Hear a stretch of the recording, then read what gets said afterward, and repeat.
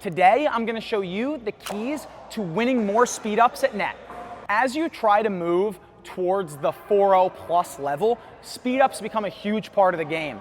And these aren't your 3.0 or 3.5 speed ups where the first ball just gets whacked like a mini drive, right? These are technical speed ups that are often followed by the next ball, right? So how do we win these patterns, and how do you do it better than your opponents do? There's a couple things that I think make a player very effective at speeding up the ball. First one is going to be spot selection. This is something that I think is overlooked at the lower levels, and we're gonna talk about what that means. The second thing is going to be following your shot up. This is our introduction to what we're gonna talk about. I may do a couple part video series on this, combos. This is the biggest thing as you move from 4.0 to pro.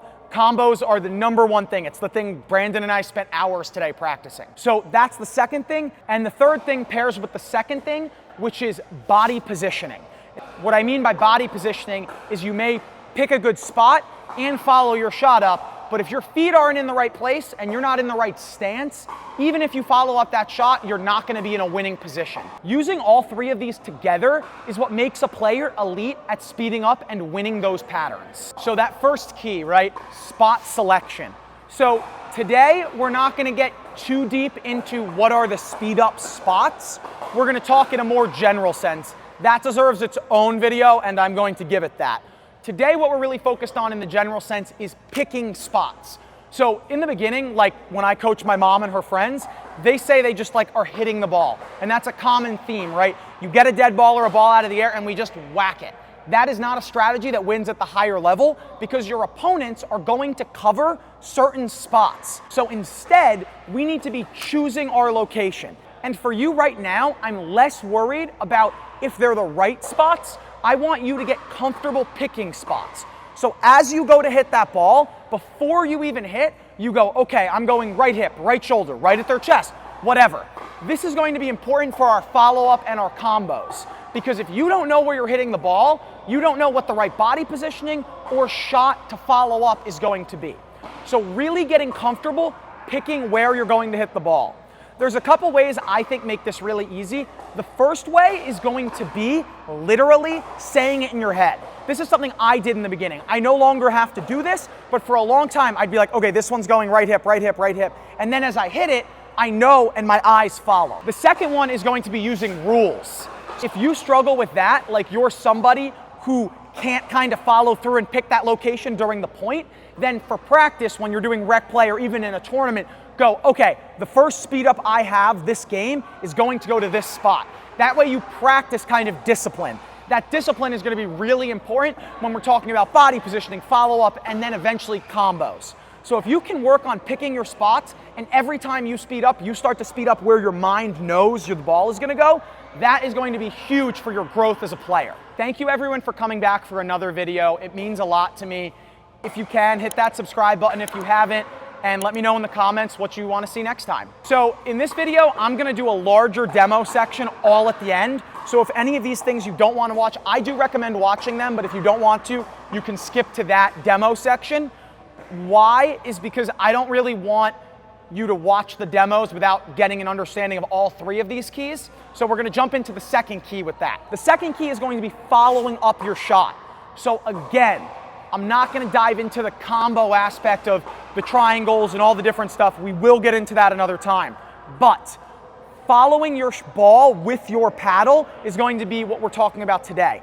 And what I mean by this is what I see all the time is players hitting and you stand, right? This is the least effective speed up strategy. This is a strategy that either means you win it on the first ball or you lose it, which is what happens all the time at the 3.5, even sometimes the 4.0 level. Instead, when we hit, ready position. So if I hit this ball right at Brandon, my paddle's in front. This gives me a shot to win that next ball. Even if I don't read the speed up well or whatever, at least my paddle's in a position where I can be on that next ball. Now, the same is gonna be true no matter where I go. If I go line, have my paddle out there. If I go in front, have my paddle out there. If I go cross court, have my paddle out there. Now, this one is going to be a big one. Right, in today's game, we're speeding up a little more cross court than we used to, which I actually like. The thing I hate is when we speed up cross court and our paddle goes like this. And I say I hate it because it's a problem I have. So a lot of the times I'll hit a speed up and the ball will go there and my partner goes to hit it and I look at my paddle on film and it's hanging down here. This is not an effective strategy to win the point. My paddle should be over there towards where I just sped up the ball, because when it comes back, I can easily win that point. But if my paddle's here, and what you'll notice, I'm sure, in your own games, is if you're someone who ends up sometimes like this, stuck, not ready for that ball, catching it with your offhand, whatever it is, that's probably because your paddle's not in an effective position. So again, wherever you hit that ball on the speed up, whether it's off the bounce, out of the air, cross court, down the line, your paddle is pulled behind that ball, right? Imagine there's a string tied between the ball and your paddle. So if I hit it, my paddle is pulled that direction, right? Literally pulled towards where the ball is going. That's a really easy way to be more ready for the next ball. So now, again, before the demo, I want to jump into the last thing, so the third key.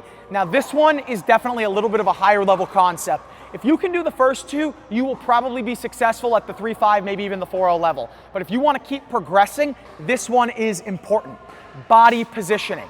So when we hit the ball, where are we? Where are we when we speed it up? What do we do after we speed it up? And what advantages does that get us or lose us depending on our body positioning? So when we speed up the ball, the first thing is going to be the ball's relation to us.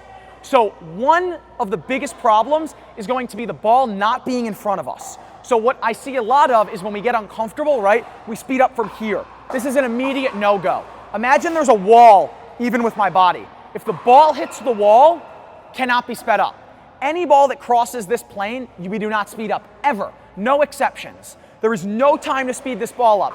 Two reasons. One, the only way I can create and get under this ball is to use my wrist, which makes the shot lower percentage. The second thing is, look at my body. Do I look ready to counter that next ball? No. So what ends up happening is I have to move so much more to get ready. Normally we speed up and we're ready, but instead I speed up, move my body, move my arm, and then I'm ready.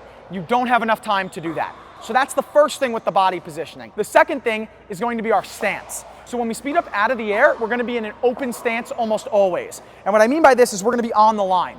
I don't want you speeding up out of the air like this or like this. The reason for this is you're losing reach, right? So I can only reach this far if I'm in a closed stance. I can reach this far if I'm not. Same thing this way, right? I can reach this far. I don't know how to attack this way versus this way, and it allows me to go cross court. The opposite is going to be true or semi-true off the bounce. For the most part, I don't want you to speed up out of a full open stance off the bounce because you're going to have a tendency to let your paddles come back like this. Instead, we're going to, for the most part, be in a semi-closed stance. So we're going to turn a little bit like this, keeping the ball right in this zone in front of us, and then hit. Or like this, and then hit. Or, yeah, we're not going to do it with one hand. So either the two-y or the forehand like this. You could be even fully closed, but it's just going to require more movement. Now, after we hit the ball, what do, right? So if we're in an open stance, we stay. So that's easy. So out of the air, it's a little easier, but off the bounce, this is where we get caught. So the mistakes I see a lot of are number one, hit, fall back. Number two, hit and stay, right? So there's no relation to where the ball's going. So the one thing that I think is very helpful is squaring up the ball. And what I mean by this is if I hit a ball straight in front of me, having my paddle here is not going to allow me to cover it. So I need to take this foot and square up, right? If I speed up this way, same thing, square up, right? I don't want you to counter that next ball staying in that position. The key is going to be when we're speeding up off the bounce especially, squaring up post-shot, bang. And that allows us to follow through with that other thing we just went over, which is being on that next ball and following it up. Doing all of those things is what is going to allow us to be effective with speed ups. So I'm going to show you guys now what it looks like when you're doing all three of those things well, because this is something I spend a lot of time perfecting. So I know YouTube allows you to slow down these videos. That is something I would recommend, because I'm going to kind of run through it. I don't think it's really helpful for you if I kind of show each thing individually, because they're all kind of part of the same thing.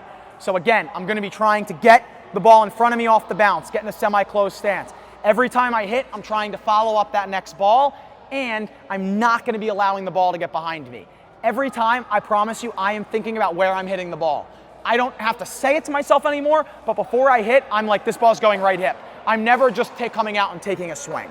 This is the drill that Brandon and I do a lot to practice it. It's just going to be Brandon moving around the dinks and me speeding them up. Pretty simple. He gets to work on his counters, I get to work on my speed ups and follow ups.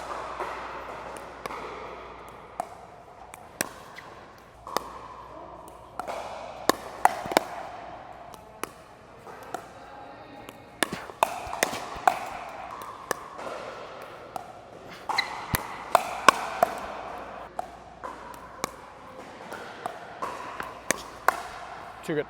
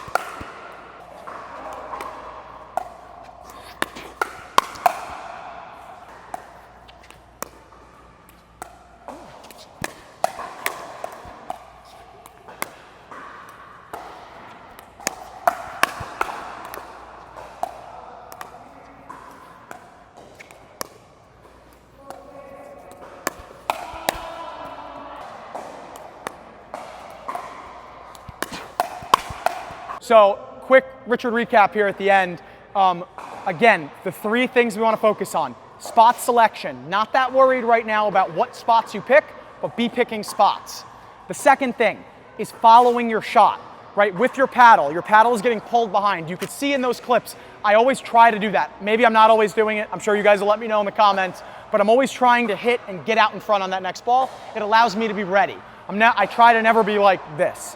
And the last thing is the body positioning. You could see if I was gonna hit a ball here, I turn so it's like this. I never wanna go like this. Those shots result in misses, errors, and lost firefights. So if you focus on those 3 things, you will be able to win more firefights and feel comfortable speeding up the ball. Thank you for coming back for another video. I really appreciate all the support. I look forward to seeing everybody next time.